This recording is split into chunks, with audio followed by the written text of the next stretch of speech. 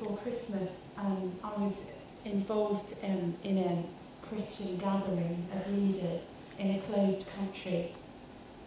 And there were a few hundred leaders there. Between them, they represented millions of Christians. And they were the most extraordinary saints on earth that you could hope to meet. Amazing people who had suffered incredible things for God. And I was being driven back to the place I was staying, and I asked one of the organisers of the conference, what will the consequences be for the people who've come to this gathering? They were all leaders. And, will it be bad for them? Will they go back home? Will they face consequences because they've come to this? And he stopped me mid-sentence. And it sort of really, really rebuked me. He said, they will face consequences, and they know they will face consequences, but the consequences they might face are not part of their decision-making process. As Christians, they would not decide, should I go here, I might suffer. That wouldn't even be a consideration in the process of decision-making. Wow. Wow.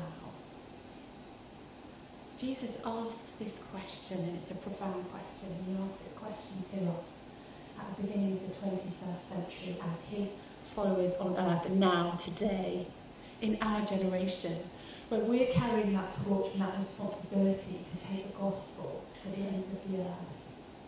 He asks us this question. Now my heart is troubled, and what shall I say? Father, save me from this hour. No.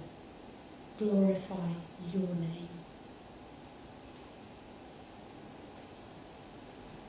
What is our response when suffering comes, when things are difficult? Are we anything like Jesus in the face of suffering? Can we say with Jesus, glorify your name? I wonder where you are tonight, if you're facing difficulty. If life is hard, are you thinking about what God's called you to and you're wondering, can I really do it? Is it going to be too hard? What do we say when suffering comes? The famous novelist Jean le Carré was interviewed recently.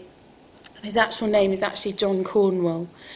And he said some fascinating things about his life, and I'm just going to read a little bit of the interview. It's understood that Cornwell's love life will be the subject of explicit revelation in this biography.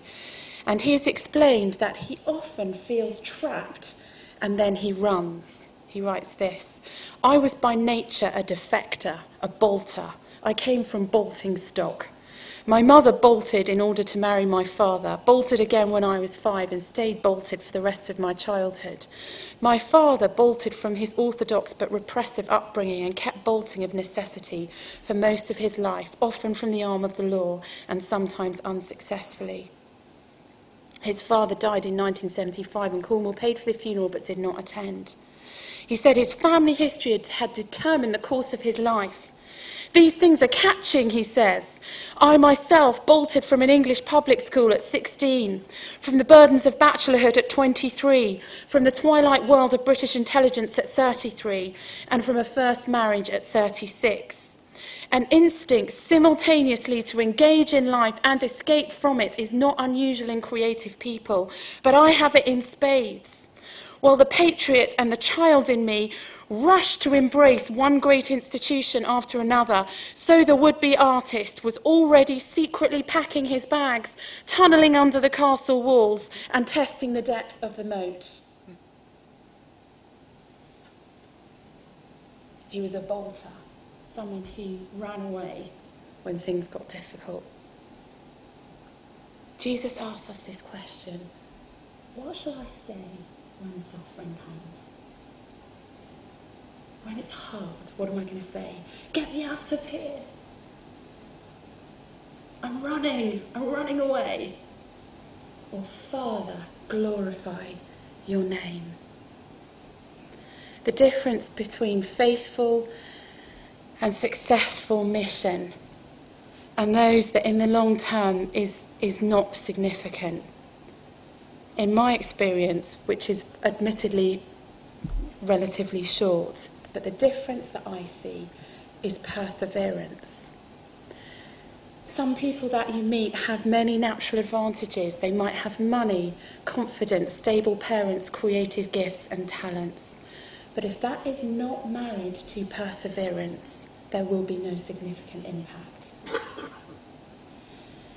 And the story of every Christian life that you can read that has had significant kingdom impact is that there's glory and resurrection power unleashed and people come to Christ and nations are changed, but hand in hand with that goes suffering and difficulty.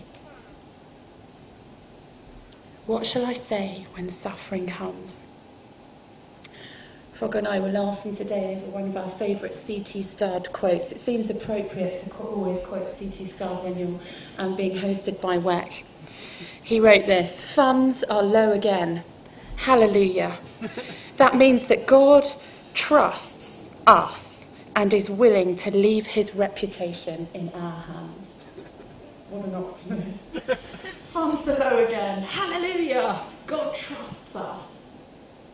And he's willing to leave his reputation in our hands. What do you say when suffering comes? Do you feel like running away?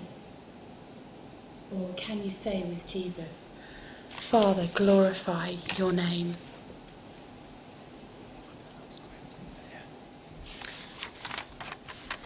And our final question that we're going to look at comes right at the end, after the resurrection. And it comes in John chapter 21. John chapter 21. And the other Jesus story that we're looking at here, and we're finishing with this one, to help us to commit and be charged and commissioned this evening. Chapter 21. Jesus appeared again to his disciples by the Sea of Tiberias. It happened this way.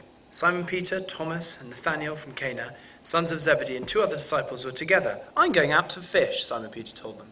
And they said, "We'll go with you." So they went out and they got into the boat, but that night they caught nothing. And early in the morning Jesus stood on the shore, but the disciples did not realize it was Jesus. And he called out to them, "Friends, haven't you any fish?" "No," they answered. And he said, "Throw your net onto the right side of the boat and you'll find some." And when they did, they were unable to haul the net in because of the large number of fish. And then the disciple whom Jesus loved said to Peter, "It is the Lord." The gospel finishes with this question. Remember, with the power of the resurrection, have you got any fish? Have you got any fish? And the honesty of the disciples at this moment, almost like the honesty of Martha, aware of the stench of death. Not living in delusion, not kind of naming it and claiming it. She's there, and they again say, they are not saying, "I'm possessing these fish by faith." They are saying no.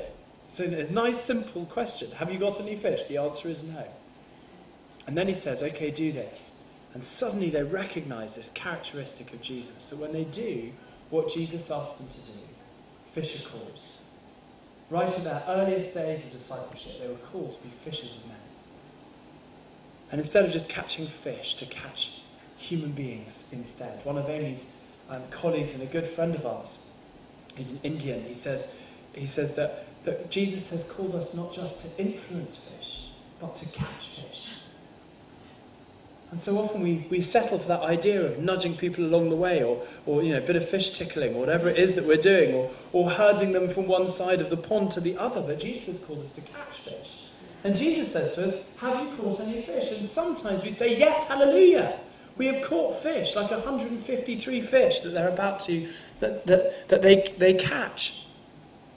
Yes, we've caught so many fish that our nets are breaking, but so often. And there have been moments in our life and our ministry, if somebody asks us that question, "Have you caught some fish?" I can say, "Hallelujah, my net is breaking."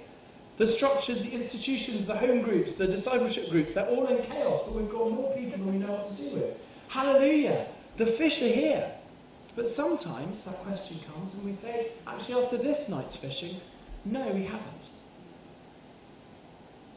But Jesus asked us this question. We shouldn't be afraid or embarrassed to hear this wonderful question from Jesus.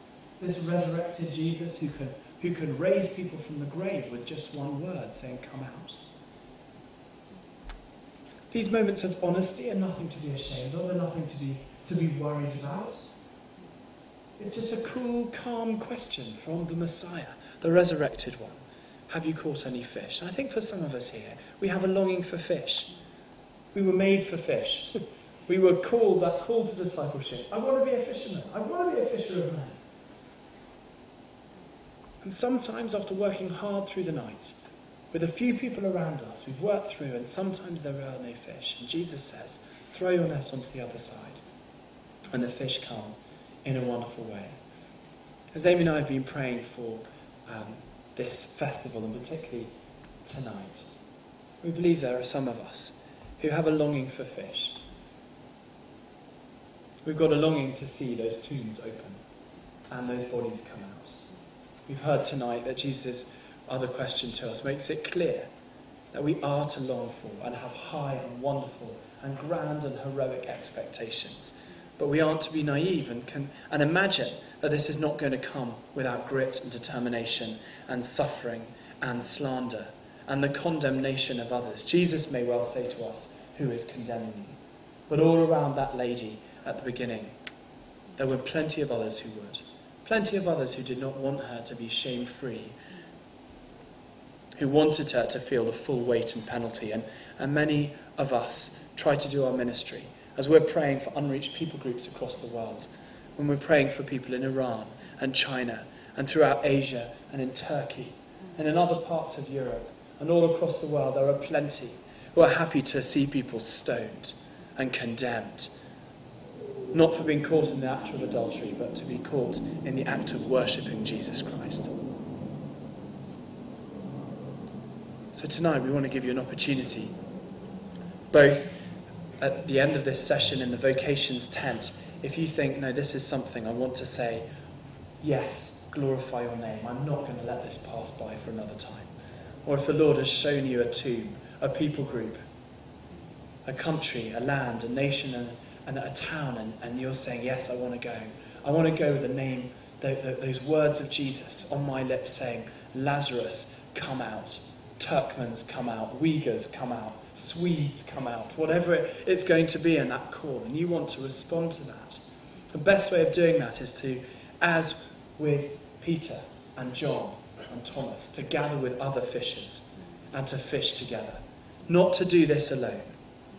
Jesus is the only perfectly solitary human, and even he chose to be in community and to fish with others and to do discipleship in community. And so the best way that you can respond to that is to respond to God in prayer right now and to recommit your heart to that vocation and to that call. But to take the opportunity across in the vocations tent to stand with somebody else and just to pursue that fishing ministry. Friends, have you got any fish? To pursue that with others. Why don't you stand and Lou and the others, if you could come. I'm going to finish with a quote as we're standing, as a kind of commission and a charge to us. It's another quotation from C.T. Studd. Let us not glide through the world and then slip quietly into heaven without having blown the trumpet long and loud for our Redeemer, Jesus Christ. Let us see to it that the devil will hold a thanksgiving service in hell when he gets news of our departure from the field of battle. We want to be those kinds of people who really bug the enemy. Okay? It says, let us blow that trumpet long and loud. So just before we have prayer ministry, I think we need to blast a declaration of worship and adoration, to declare the praises of the one who was raised from the dead, to go in the power of the resurrection, to taste that, to taste the presence of the resurrected Lord among us, because he is with us tonight. He is with us tonight. And the nations of the world are stretched out like a handkerchief at his feet. And he can do whatever he likes, but he chooses to involve us.